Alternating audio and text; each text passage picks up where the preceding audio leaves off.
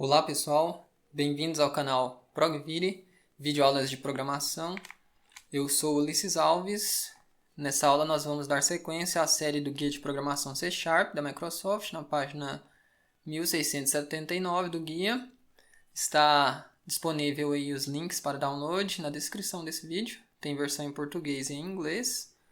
E nessa aula a gente vai ver uma primeira parte sobre nomes totalmente qualificados ou nomes completamente qualificados de tipos e de namespaces em C#. Namespaces e tipos têm títulos únicos descritos por nomes totalmente qualificados que indicam uma hierarquia lógica. Como a gente vai ver nessa aula, você vai perceber que é semelhante a um endereço. Você primeiro coloca o nome do namespace principal, ou a raiz, o mais alto nível na cadeia hierárquica.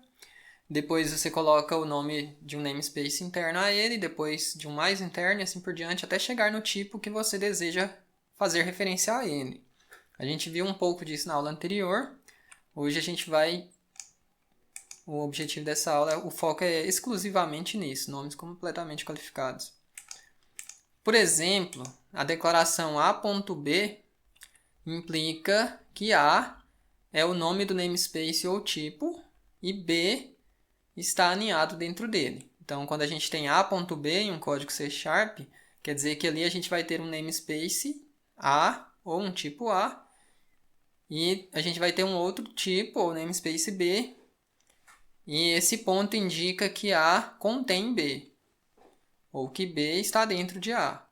B faz parte de A, então você põe A, ponto, aí depois do ponto você coloca aquele item que está dentro desse namespace A ou do tipo A, e assim você acessa um membro do tipo ou nome A, do namespace A. A gente vai ver na prática aqui. Aí, por exemplo, ele deu esse código aqui, tem esse arquivo namespace.cs. Aqui ele tem um namespace N1, o nome completamente qualificado dele é N1, visto que ele está na raiz. E dentro de namespace tem esses outros elementos. Classe 1 ou classe C1 está dentro de N1, então o nome completamente qualificado dela é N1.C1. Se você quiser acessar essa classe C1, por exemplo, aqui no program, você colocaria N1.C1. Assim você tem uma referência à classe C1 por meio do nome completamente qualificado N1, que é o nome do namespace, ponto C1, que é o nome da classe. Então, aqui está o namespace, depois do ponto está o nome da classe. Aí ele tem todos esses outros exemplos, né? Aqui tem C2, aí C2 já está dentro de C1. É uma classe dentro da outra. Nesse caso, você coloca o nome do namespace, N1, depois ponto, nome da classe externa, e depois ponto de novo e o nome da classe interna. Então, assim, a gente chega nessa classe aqui, N1.C1.C2. Esse é o nome completamente qualificado do tipo C2. N1.C1.C2. Como ela está privada aqui, ela não está deixando acessar. N1.C1.C2. X2.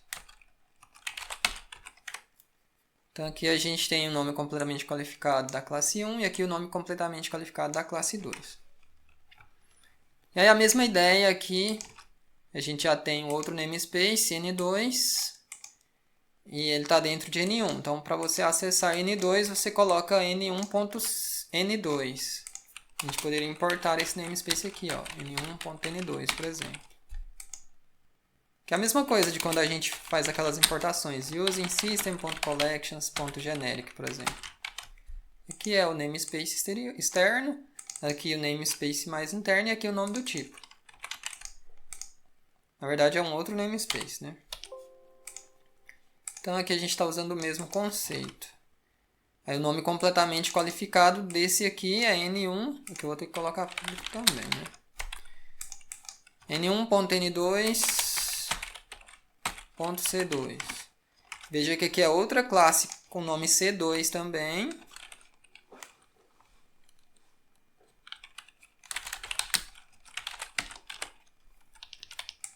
Porém, ela está em outro namespace.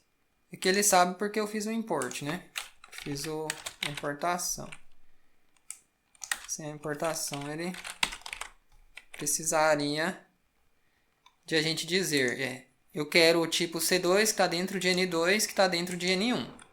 Só que aí a gente começa de fora para dentro, do namespace mais externo para o mais interno. E assim você vai descendo na cadeia hierárquica ali. Como a gente viu no primeiro texto que ele disse, né? Por exemplo, aqui N1 está totalmente externo, ó, certo? Aí o que tem dentro de N1? Tem C1 e N2. Dentro de N1 tem C1 e dentro de N1 tem N2. E dentro de C1 tem o quê? Dentro de C1 tem C2. Então, N1.C1.C2. N1.C1.C2. E N2 está dentro de N1 também. Então, N1.N2. E dentro de N2 tem a classe C2. É simples. Isso aqui, tudo que está escrito aqui eu acabei de descrever. E aqui ele está falando, né? O nome da classe C2 está usado em 2 vezes no código. Né? A gente tem aqui C2 dentro de N2 e C2 dentro de C1. No caso, a gente... Contudo, os nomes completamente qualificados são únicos. Então, um dos motivos de ser um nome totalmente qualificado é justamente para prevenir colisão de nomes. Porque com nomes completamente qualificados eles ficam diferentes. Aqui a gente tem um tipo e aqui a gente tem outro. Os dois têm o mesmo nome, C2. Só que esse aqui está no namespace N1 na classe C1. Esse aqui está no namespace N1 no namespace N2. Que é interno a N1. Entendeu? Então, nomes completamente qualificados meio que são um endereço, né? Se a gente tivesse algo no tipo... um endereço, por exemplo, Brasil, aí um estado tal, uma cidade, bairro, etc, né? Ficaria país, ponto estado, ponto cidade, ponto bairro, ponto rua, ponto número, etc, né? Então esse aqui, estado está dentro de país, cidade está dentro de estado, dentro da cidade tem o bairro, dentro do bairro está tal rua, tem tal número e tal caso, talvez.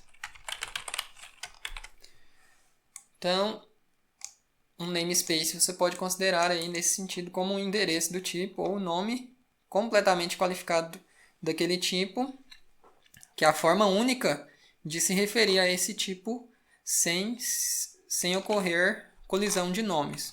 Porque C2 aqui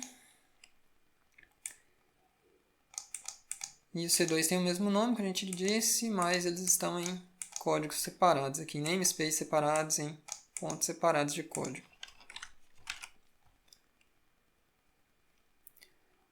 Aí, apenas um último detalhe. Quando você quer definir uma classe dentro de um namespace, você pode colocar aqui em cima o nome do namespace principal.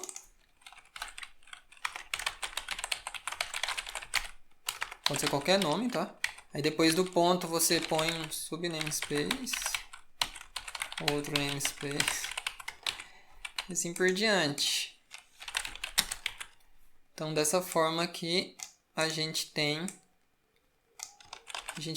conseguiria, por exemplo, importar aqui aquele namespace, e aí a gente já tem acesso ao tipo, né? Na verdade eu queria colocar nessa outra classe aqui, program. E aqui eu teria o teste x ou t, new teste.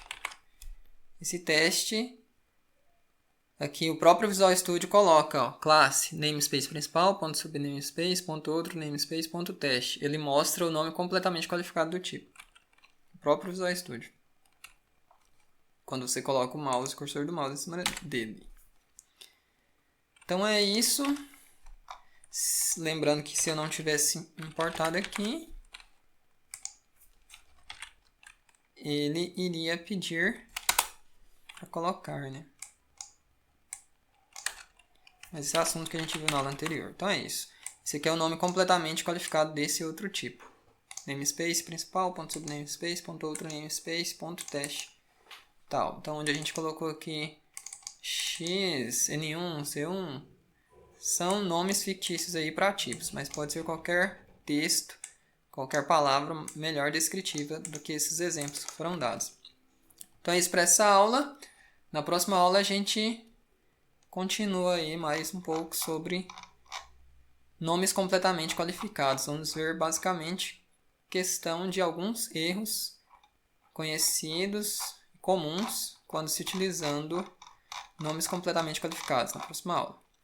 Obrigado por assistir. Peço que dê um like no vídeo para ajudar a gente e se inscreva no canal para continuar assistindo a série. Deixe seu comentário se tiver dúvidas ou sugestões e compartilhe com seus amigos se tiver alguém que você conhece que tem interesse na área de programação. Fica com Deus, até mais, até o próximo vídeo, abraços.